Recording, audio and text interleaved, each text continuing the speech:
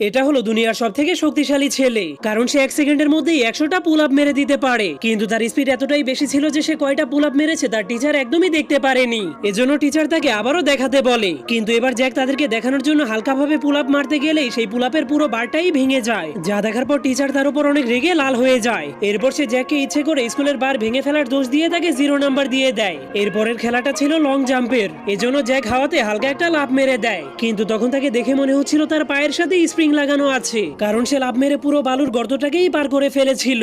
যা দেখে সবগুলো স্টুডেন্ট অনেক অবাক হয়ে গেলেও টিচার তাকে বলে, তুমি বালির পুরো গর্তটাকেই পার করে ফেলেছো, এজন্য তোমাকে 0 নাম্বার দেওয়া হবে। এরপরের খেলাটা ছিল 100 মিটারের দৌড় প্রতিযোগিতা, এজন্য রেস শুরু হয়ে গেলেই সব স্টুডেন্ট দৌড়াতে শুরু করে দেয়। কিন্তু জ্যাক কিছু একটা ভাবতে ভাবতে সেখানেই দাঁড়িয়েছিল, কিন্তু তার হুঁশ ফিরে আসলেই সে এমন জোরে একটা লাফ মারে যে সে সোজা হাওয়াতে উড়ে যায়। কিন্তু সে নিচে নেমে আসলেই সবাই দেখতে পায় যেখান থেকে সে দৌড় শুরু করেছিল সেখানে অনেক বড় একটা গর্ত হয়ে গিয়েছে, যা দেখে মনে হচ্ছিল সেখানে একটা উল্কাপিণ্ড